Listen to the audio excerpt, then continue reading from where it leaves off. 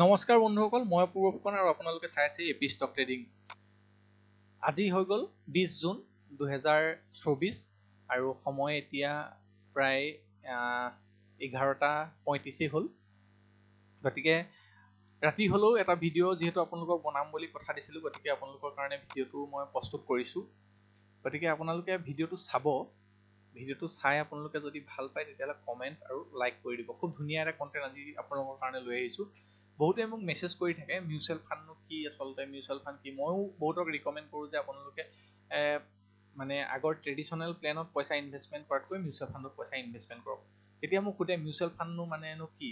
বহুত মানে এডুকেটেড মানুহেও আচলতে মিউচুৱেল ফাণ্ড মানেনো কি নাজানে, বা তেওঁলোকে আচলতে জানিবলৈ ইচ্ছাও নকৰে, বা কেনেকৈ ক'ত ইনভেষ্টমেণ্ট কৰিম তেওঁলোকে সেই কথাখিনি জানিবলৈ ইচ্ছা প্ৰকাশ নকৰে। পঢ়িলে মানে আজিকালি ডাটাটো চবতে পায়, কিন্তু হ'লেও আমাৰ মানুহে মিউচুৱেল ফাণ্ডটো পঢ়িবলৈ নিবিচাৰে। অকল এটা কথা এডভাৰটাইজত যিটো কৈ থাকে মাৰ্কেটটো ছাবজেক্ট ৰিস্ক, সেইটোৱে ভাবে যে বহুত বেছি ৰিস্ক আছে মিউচুৱেল ফাণ্ডত। আৰু মিউচুৱেল ফাণ্ডৰ সবিশেষ আপোনালোকৰ আগত মই ক'ম। তাৰ আগতে আমি অকণমান চাই লওঁ আহক। মোৰ যিটো ইউটিউব চেনেলটো এপি ষ্টক ট্ৰেডিং বুলি আছে, আপোনালোকে সকলোৱে দেখিবই। 344 জন ছাবস্ক্ৰাইবাৰ আৰু 80টা ভিডিঅ' মই ইতিমধ্যে আপলোড কৰিছোঁ। আৰু ইয়াতে আপোনালোকে এই 80টা ভিডিঅ'তে বহুতখিনি কণ্টেণ্ট আছে। আপোনালোকে যদি চাই শ্বেয়াৰ মাৰ্কেটৰ বেছিক্স কিছুমান কথা এইখিনিৰ পৰা শিকিব পাৰিব আৰু আপোনালোকে উপকৃত হ'ব পাৰিব বুলি মই ভাবিছোঁ। আৰু থোৰতে আমি কাইলৈ মাৰ্কেটখন কি হ'ব পাৰে অকণমান চাই লওঁ। ডাও জোন 324 পইণ্টৰ প্লাছত আছে আৰু আমাৰ SGX নিফটি অলমষ্ট ফ্লেট আছে। গতিকে কাইলৈ আমি গিফ্ট নিফটি আমাৰ অলমষ্ট ফ্লেট আছে। গতিকে আমি কাইলৈ কি কৰিব পাৰোঁ, মাৰ্কেটখন ফ্লেট টু গেপ আপ আমি আশা কৰিব পাৰোঁ। আৰু কাইলৈ কাৰণে আপোনালোকৰ কাৰণে মই 3টামান ষ্টকছৰ বাছনি কৰি দিছোঁ। ষ্টকছকেইটাও আপোনালোকক দিম। তাৰ আগতে আমি মিউচুৱেল ফাণ্ড মানেনো কি এবাৰ চাই লওঁ আহক। চাওক, মিউচুৱেল ফাণ্ড মানে হ'ল মিউচুৱেল ফাণ্ড। আমি যদি কয় মিউচুৱেল ফাণ্ড মানেনো কি, মিউচুৱেল ফাণ্ড মানে হ'ল এটা মানে পৰ্টফলিঅ য'ত মানে ষ্টকছ, বণ্ড বা ছিকিউৰিটিত পইচা লগায়। মানে কোনে লগায়, প্ৰফেচনেলি মেনেজ এজন, বা তাত পইচা মেনেজ কৰা এজন মানে ফাণ্ড মেনেজাৰ থাকে, বা পইচা মেনেজ কৰাৰ কাৰণে এজন ফাণ্ড মেনেজাৰ থাকে। সেই ফাণ্ড মেনেজাৰজনে আপোনাৰ মোৰ নিচিনা হাজাৰজন কোটিজন মানুহৰ পৰা পইচা লৈ পেলাই সেই পইচাখিনি তেওঁলোকে ষ্টকছত লগায়, বহুতে কিছুমানৰ বণ্ডত লগায়, ছিকিউৰিটিত লগায়। তেওঁলোকে মিউচুৱেল ফাণ্ডৰ বিভিন্ন ভাগ আছে। সেই ভাগবোৰ অনুযায়ী ফাণ্ডবোৰ বেলেগ বেলেগ হয়, আৰু সেই অনুপাতে পৰ্টফলিঅ'টো ডাইভাৰ্চিফাইড কৰি তেওঁলোকে বেলেগ বেলেগ ফাণ্ডত আমাৰ পইচাটো লগায়। আৰু তেওঁলোকৰ সেই পইচাটোৰ পৰা আমাৰ যিটো আমি গ্ৰ' হয়, যিটো NAV বুলি তেওঁলোকে কেলকুলেশ্যন কৰে, NAV বুলি এটা বস্তু উলিয়াই কেলকুলেশ্যন কৰি তেওঁলোকৰ মিউচুৱেল ফাণ্ডৰ সেই NAV আমাক দিয়ে। আৰু মাৰ্কেট গ্ৰ' কৰাৰ লগে লগে বা তেওঁলোকে কিনা ষ্টকছবিলাক গ্ৰ' কৰাৰ লগে লগে তেওঁলোকৰ NAV প্ৰাইচটো বাঢ়ে, আৰু NAV প্ৰাইচটো বঢ়াৰ লগে লগে আমাৰ মিউচুৱেল ফাণ্ডৰ আমাৰ ৰিটাৰ্ণটো বাঢ়ি যায়। চাওক, আমি কিহৰ কাৰণে মিউচুৱেল ফাণ্ডত ইনভেষ্টমেণ্ট কৰিব লাগে। প্ৰথম কথা, যিটো কথা মই কৈছোঁ, চাওক, প্ৰফেচনেলি মেনেজ কৰা হয়। মানে আপুনি মই যদি ডাইৰেক্ট প্ৰত্যক্ষভাৱে যদি আমি মাৰ্কেটত ইনভেষ্টমেণ্ট কৰিব নোৱাৰোঁ, বা মাৰ্কেটত ইনভেষ্টমেণ্ট কৰিবলৈ ভয় লাগে, তেতিয়াহ'লে পৰোক্ষভাৱে আমি মিউচুৱেল ফাণ্ডৰ জৰিয়তে আমি ইয়াতে ইনভেষ্টমেণ্ট কৰিব পাৰোঁ। কোনোবা এজন মানুহে 10-20 বছৰৰ এজন এক্সপিৰিয়েঞ্চ থকা মানুহে আমাৰ পইচাটো মাৰ্কেটত লগাব, আৰু তেওঁ সদায় মনিটৰিং কৰি থাকিব। ইয়াত দি দিছে চাওক, the selected security and monitoring the performance. মানে ফাণ্ড মেনেজাৰজনে আমাৰ ফাণ্ডটো মনিটৰিং কৰি থাকিব, বা কি ষ্টকছত লগাইছে সেইটো তেওঁ মনিটৰিং কৰি থাকিব। তাৰপিছত আছে ডাইভাৰ্চিফিকেশ্যন মানে হ'ল একেটা ষ্টকছতে লগোৱা নহয়। তেওঁলোকে বিভিন্ন ষ্টকছত মানে 10-15টা ছেক্টৰৰ আমাৰ 5-10-20টা ষ্টকছ বাছি লৈ সেই ষ্টকত তেওঁলোকে কি কৰে, আমাৰ পইচাটো ডাইভাৰ্চিফাইড কৰি লগায়। হয়তো IT ছেক্টৰত লগালে, এডুকেশ্যনেল ছেক্টৰত লগালে, তেওঁলোকে ইনফ্ৰাষ্ট্ৰাকচাৰ ছেক্টৰত লগালে, তেওঁলোকে FMCG ছেক্টৰত লগালে, বা ফাইনেন্স ছেক্টৰত লগালে।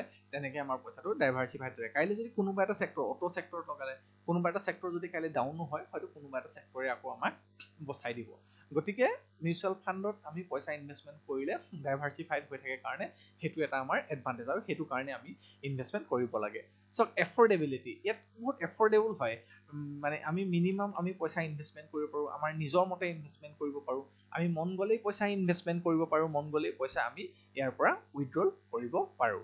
গতিকে আমাৰ এটা এফৰ্ডেবিলিটি, আমি আৰু আমি চবেই এফৰ্ড কৰিব পাৰিম মিউচুৱেল ফাণ্ডটো। আজি আৰু এটা কথা আমি ক'ব পাৰোঁ, চাওক, আজি যদি আমি এটা MIF-ৰ শ্বেয়াৰ কিনিবলৈ যাওঁ 1,20,000 1,30,000 টকা আমাক প্ৰয়োজন হ'ব, কিন্তু আমাৰ 1,20,000 30,000 টকা নাই, কিন্তু আমি যদি মিউচুৱেল ফাণ্ড এটা কিনো সেই MIF-ৰ শ্বেয়াৰ লোৱা এটা মিউচুৱেল ফাণ্ডত যদি লওঁ আমি পৰোক্ষভাৱে সেই MIF-ৰ শ্বেয়াৰটোৰ অংশীদাৰী হ'ব পাৰোঁ। মানে গতিকে আমি 1 লাখ 1.5 লাখ টকা দি যদিও শ্বেয়াৰটো কিনিব নোৱাৰোঁ, আমি মিউচুৱেল ফাণ্ডৰ থ্ৰুৱেদি আমি সেই শ্বেয়াৰবোৰত ইনভেষ্টমেণ্ট কৰিব পাৰোঁ।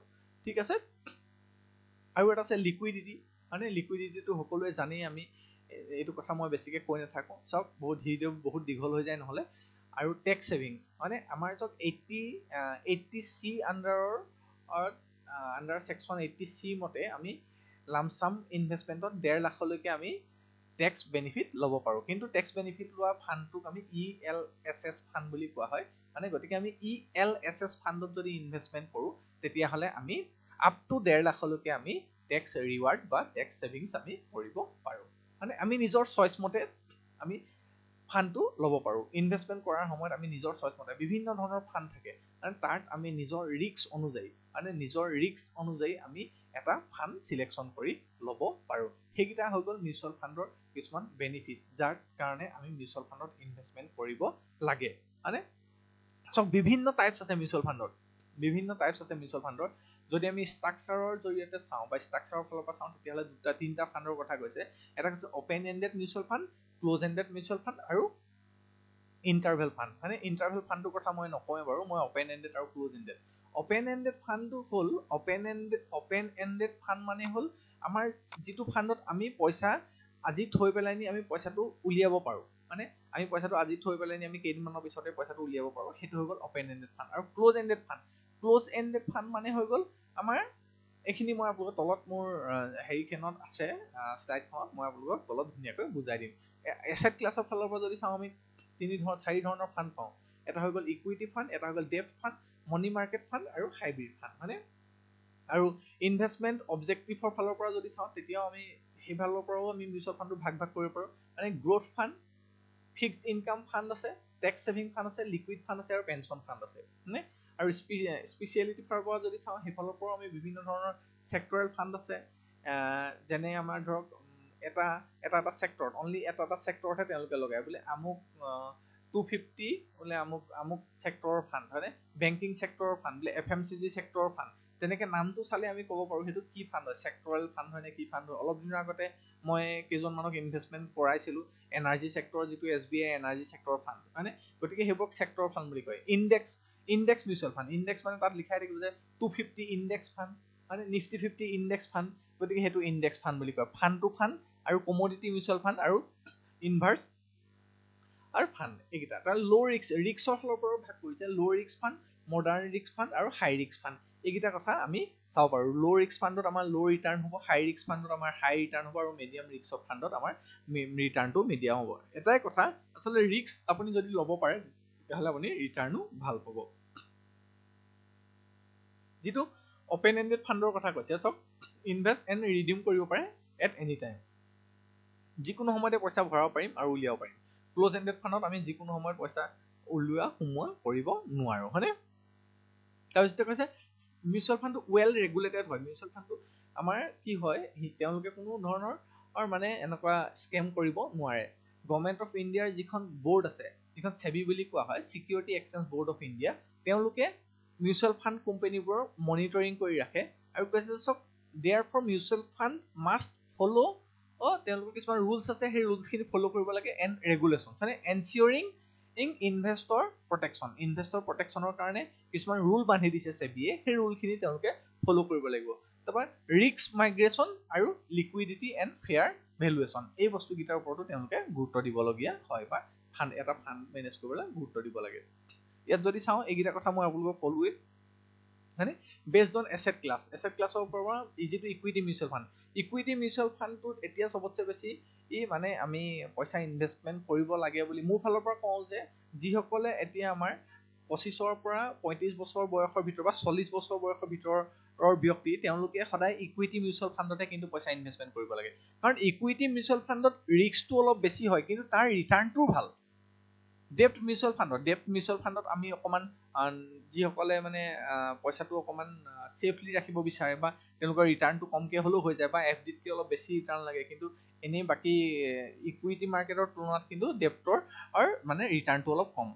মানে ডেপ্ট ফাণ্ডত কি হয়, ডেপ্ট ফাণ্ডত পইচাটো ক'ত ক'ত ইনভেষ্টমেণ্ট কৰে চাওক, ইকুইটি ফাণ্ডত ষ্টকছত ইনভেষ্টমেণ্ট কৰে, ডেপ্ট ফাণ্ডত ক'ত ক'ত ইনভেষ্টমেণ্ট কৰে, ফিক্সড ইনষ্ট্ৰুমেণ্ট গভৰ্ণমেণ্ট চিকিউৰিটিত কৰে, কৰ্পৰেট বণ্ডছ এণ্ড আদাৰ ডেপ্ট ইনষ্ট্ৰুমেণ্টত কৰে। মানে হাইব্ৰিড ফাণ্ডত ক'ত, হাইব্ৰিড ফাণ্ডত ইকুইটি ফাণ্ডত কৰে আপোনাৰ 40% আৰু ডেপ্ট ফাণ্ডত কৰে 60%, মানে depending on Euro objective of the fund.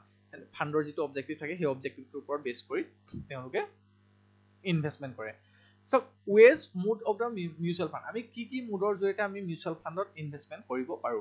চাওক খুব ডাঙৰ কথা, মানুহে আচলতে ক'লে মানে আমাক মানে বিশ্বাস নকৰিব আৰু মানুহে ইমান পইচা পাই নে বুলি ক'ব। আমি ওৱান টাইমো পইচা ইনভেষ্টমেণ্ট কৰিব পাৰো, চিষ্টেমেটিক ইনভেষ্টমেণ্ট প্লেন যিটোক SIP বুলি কোৱা হয়, মানে SIP জৰিয়তে আমি ইনভেষ্টমেণ্ট কৰিব পাৰো। আমি যদি চব ডেইলি যদি আমি মান্থলি যদি আমি 2000 টকাকেও যদি ইনভেষ্টমেণ্ট কৰো, কিমান টকাৰ এটা ৱেলথ জেনেৰেট হয়, মানে ইনভেষ্টমেণ্টটো কিমান ডাঙৰ এটা ৱেলথ ক্ৰিয়েশ্যন হয়, সেই বস্তুটো আমি 10-20 বছৰৰ পিছত গম পাব পাৰিম। মানে চাওক আমি যদি আজি LIC এটা পলিচি কৰিবলৈ যাওঁ, মিনিমাম 15 বছৰ, মানে মিনিমাম 15 বছৰত হ'ব লাগে তেওঁলোকৰ মানে, কিন্তু তাত সিমানটো আমি ৰিটাৰ্ণ পাওঁনে? 15 বছৰৰ পিছত এটা বস্তুৰ যিটো ইনফ্লেশ্যন ৰেটটো যিটো বাঢ়ি গৈছে, সেই অনুপাতে 15 বছৰৰ পিছত ইনফ্লেশ্যন ৰেটটো বিট কৰিব পাৰিবনে? মানে সেইটো এটা ডাঙৰ প্ৰশ্ন। গতিকে আমি চাব লাগে যে আমি ক'ত ইনভেষ্টমেণ্ট কৰিলে আমি এটা ভাল ৰিটাৰ্ণ পাম। মিউচুৱেল ফাণ্ডত আপোনালোকে ইনভেষ্টমেণ্ট কৰিব পাৰে। চব তিনি ধৰণৰ ফাণ্ডেই আছে। মই কৈছোঁ যে 25ৰ পৰা 20ৰ পৰা 40 বছৰ বয়সলৈকে তেওঁলোকে ইকুইটি মিউচুৱেল ফাণ্ডতে কৰিব, আৰু যিসকলে অলপ ছেফলি মানে ইনভেষ্টমেণ্ট কৰিব বিচাৰে বা অলপ ছেফলি তেওঁলোকে এটা ৰিটাৰ্ণ পাব বিচাৰে বা বেছি নহ'লেও হৈ যায়, তেওঁলোকে তেনেকুৱাখিনি মানুহে সদায় ডেপ্ট ফাণ্ডত আপোনালোকে ইনভেষ্টমেণ্ট কৰিব পাৰে, মানে নহ'লে হাইব্ৰিড ফাণ্ডতো যাব পাৰে। মানে SIP কৰক, SIP কেলকুলেটৰ মাৰি মই আপোনালোকক দেখাই দিম, ইয়াৰ পিছতে অনলাইনত আপোনালোকক মই দেখাই আছোঁ SIP ফাণ্ডত কেনেকৈ আমাৰ পইচাটো গ্ৰ' হয়। চাওক ইয়াৰ উপৰিও এইখিনি কৰিলে মানে আমি বহুতে কয় যে ইয়াত লাইফ কভাৰেজটো নাথাকে।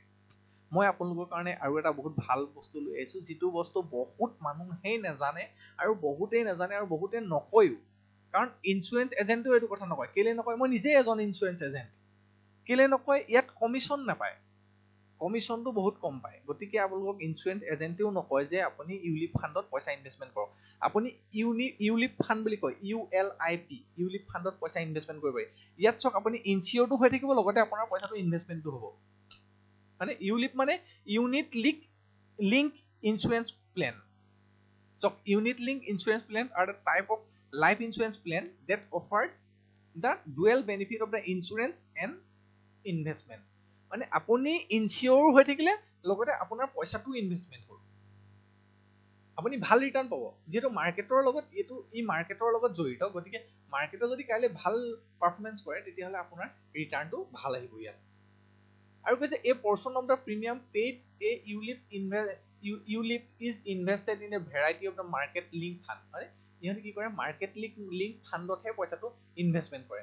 গতিকে আপোনালোকে চাওক, আপোনালোকে এনডিঅ'মেণ্ট পলিচি লোৱাতকে মই ছাজেষ্ট কৰোঁ ইউলিপ পলিচি লওক আপোনালোকে। তাত আপোনালোকে ইনভেষ্টমেণ্টটো হ'ল, লগতে আপোনালোকে ইনচিয়ৰো হৈ থাকিলে। বহুতে কয় যে মিউচুৱেল ফাণ্ড কৰিলে কি হ'ব, ইনচিয়ৰ নহয় মানুহ, মানে ইনচিয়ৰ কৰিবৰ কাৰণে ইউলিপ পলিচি লওক আপোনালোকে। চ' কিহৰ কাৰণে আমি ইউলিপ পলিচি ল'ব লাগে? চ' বুষ্টাৰ ইয়ৰ ৰিটাৰ্ণ, আপোনাৰ ৰিটাৰ্ণটো সদায় বাঢ়িব। এনজয় লাইফ কভাৰ, আপুনি লাইফ কভাৰো পালে, লং টাৰ্মত গ্ৰ'থ হ'ল, আৰু লগতে আপুনি টেক্স ছেভিংছো পালে। গতিকে এই গোটেইকেইটা বস্তু চাই যদি আপুনি ইউলিপ পলিচি এটা ল'ব বিচাৰে, তেতিয়াহ'লে আপুনি বিভিন্ন ধৰণৰ ইউলিপ পলিচি আছে মাৰ্কেটত, ধৰণৰ ইউলিপ পলিচিত আপোনালোকে আহক আৰু ইউলিপ পলিচি আপোনালোকে বাই কৰক। ইউনিট বেছ পলিচি লওক, আপোনালোকৰ ইনচিয়ৰো হ'ল আপোনালোকে, লগতে আপোনালোকে মানে এটা ভাল ৰিটাৰ্ণো পালে। পাৰিলে মিউচুৱেল ফাণ্ডেই কৰক, মিউচুৱেল ফাণ্ডতো ভাল ৰিটাৰ্ণ আছে। মানে চাওক এটা বস্তু মই আমাৰ মানুহক ক'লে মানে আচলতে মানে ঠাট্টা কৰা বা কিবা বুলি কয়। মই যদি কওঁ আপোনালোকক SIP, চাওক SIP কেলকুলেটৰ গুগলতে মাৰি চাব পাৰি, SIP কেলকুলেটৰ যদি আপুনি মাৰি চায়, চাওক SIP কেলকুলেটৰ, মই আপোনালোকক ইয়াতে SIP কেলকুলেটৰ মাৰি দেখাই দিছোঁ। চাওক SIP কেলকুলেটৰ এটা খুলিলোঁ, SIP কেলকুলেটৰ খুলিলোঁ। মান্থলি আপুনি যেনিবা 2000 টকা কৰি থ'লে, 2000 টকা থওঁ ক'লে চবেই যিকোনো এজন মানুহে থ'ব পাৰে। ইয়াতে মই এটা বস্তু আপোনালোকক দেখাই লওঁ চাওক মিউচুৱেল ফাণ্ড পাৰফৰ্মেন্স